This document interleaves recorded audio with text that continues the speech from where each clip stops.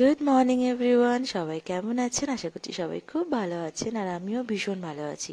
দেবজিনিস passion নতুন আরও একটি ব্লগে আপনাদের সবাইকে অনেক ওয়েলকাম।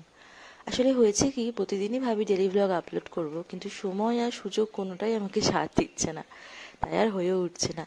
আজকে সকালবেলা ছাদে গিয়ে মনটা বেশ ফ্রেশ লাগছিল। সকাল সকাল ছাদে যাই প্রতিদিনই কাজ করতে একটু জল দেওয়ার জন্য। তো আজকে ভাবলাম দেখা যাক, একটুখানি ব্লগ আপলোড করার চেষ্টা করে দেখি, যদি করা যায় আর কি। তাই এইভাবেই দিনটা শুরু করলাম। চলুন দেখি, চিনি মনে হয় ঘুম থেকে উঠে পড়েছে। Good morning, good morning, good morning, good morning.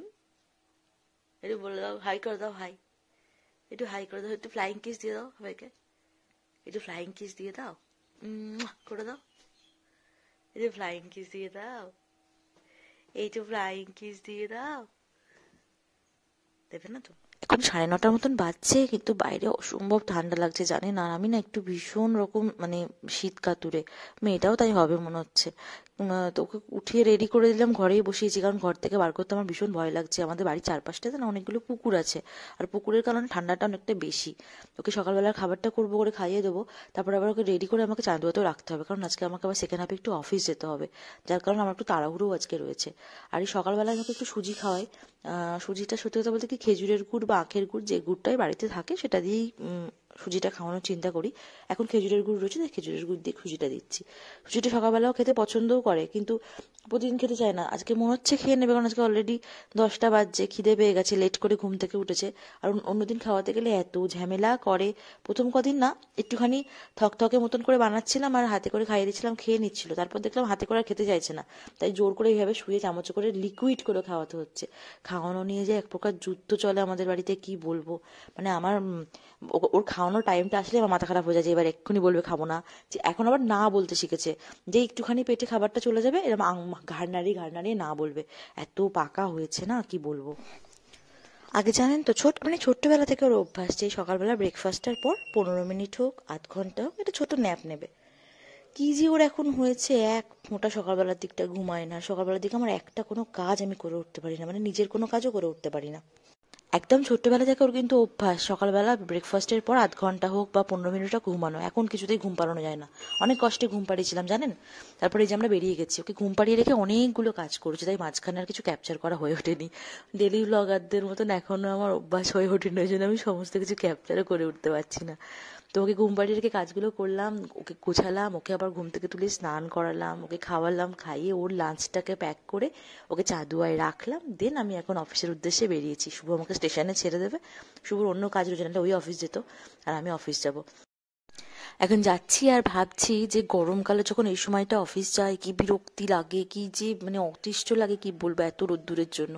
আর এই শীতকাল পড়েছে বলে বেশ আরাম লাগছে, কিন্তু এখন 2টো মতন বাজছে, কিন্তু বেশ ভালো লাগছে বাইরে। স্টেশনে পৌঁছে দেখছি স্টেশন পুরো ফাঁকা, দেখো কি ফাঁকা পুরো স্টেশন।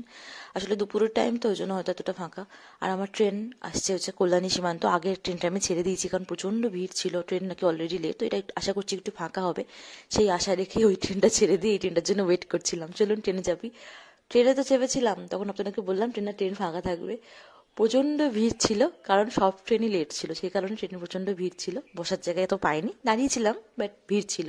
কল্যাণী সীমান্তে তো ভিড় থাকে না, আজকে দেখলাম ভাই বেশ ভালোই ভিড় ছিল। তো ওখান থেকে নেবে আমি আবার পার্ক স্ট্রিটে চলে এসেছি। ওই যে দেখেছেন আলোগুলো জ্বলছে, ক্রিসমাসের টাইমটাই রাস্তাটা অসাধারণ লাগে দেখতে। সবাই তো দেখেছি, আপনারাও আশা করি সবাই দেখেছেন, এটা দেখেনি এমন কোনো লোক নেই।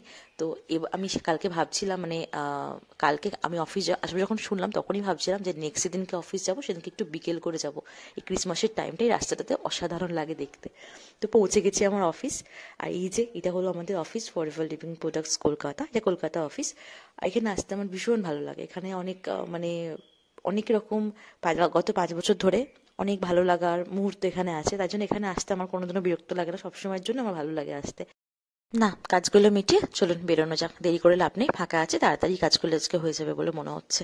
আবার ট্রেনও ধরার ব্যাপার আছে, বাড়ি যাওয়ার ব্যাপার, সন্ধ্যের আগে বাড়ি না গেলে আবার মেয়েটাও জ্ঞান ঘান শুরু করে দেবে। তাড়াতাড়ি বাড়িও যেতে হবে, চলুন কাজগুলো মিটিয়ে নিই। কাজগুলো মিটিয়ে স্টেশনে এসে ট্রেন ধরে বাড়ি আস্তে আস্তে এখন বাজছে প্রায় 7টা মতন। বাড়ি এসে দেখলাম কোনো ব্যাপারই না, কোনো কান্নাকাটি নেই, একদম খুব ভালো আছে। দিদুনের সাথেও দেরি করে আসলেও কোনো সমস্যা ছিল না। দিদুনকে পেলে, বুনিকে পেলে ওর কাউকেই আর লাগে না, বেশ মজাই থাকে ও। খেলনা বাটি নিয়ে উপরে নিয়ে এসে বসলাম, ফ্রেশ হলাম, দিয়ে বললাম চল এবার উপরে গিয়ে বসি, একটু খেলা করি। আসলে এখানটা অনেক খোলামেলা, তো এখানে আসলেও এমনিতেই খুব মজা পায়, আর উপরের ঘরটাতে ছেড়ে দিলে না খুব আনন্দ করে খেলা করে। দেখেছেন, একদম নিজের মতন করে নিজে নিজে একা একা খেলা করছে, কোনো ঝামেলা কি নেই। খেলছো তুমি? কি নিয়ে খেলছো? আমাকে একটু চা করে দাও, চা দাও, চা। এটাতে করে চা খাবো? এটাতে করে যে কেউ চা খায়? চায়ের তো কাপ দাও। কাপ কই? কাপ, কাপ কই? ওটা কাপ? ওটা তো বালতি। বালতি করে চা খাবো? কাপ কোনটা? কাপ খোঁজো, কাপ কোনটা দেখো। হ্যাঁ, ওটা তো চা তো পড়েই গেল উল্টে। চা দিয়েছো? তুমি খাও আগে, তুমি খাও। এ না, তুমি আগে খাও, তুমি খাও আগে, আগে তুমি খাও। এ নাও, ওটা ছাকনি অত বড়, আগে তুমি খাও। একটু এবার আ করে দাও। এ কি, চা করে ফেলে দিতে হয় নাকি? আমাকে দাও, আমি একটু চা খাই। আমাকে একটু চা দাও। এটা চা? এটা কি চা? খাবো না তোমার হাতে চা, যাও যাও। আড়ি, তোমার সাথে আড়ি না, আমি নেব না। তো এই ছিল আমার শীতকালীন একটা বিজি ডে। তো কেমন লাগলো আজকের ব্লগটা ডেফিনেটলি আমাকে জানাবেন। আজকের ব্লগটা আর বড় করছি না, দেখা হবে নতুন আরেকটা ব্লগ নিয়ে। চেষ্টা করবো নতুন নতুন ব্লগ নিয়ে আসার। টিল দেন সবাই খুব ভালো থাকবেন, সুস্থ থাকবেন, পাশে থাকবেন আমার। নতুন ভিডিও নিয়ে ডেফিনেটলি আবার আসছি। টাটা।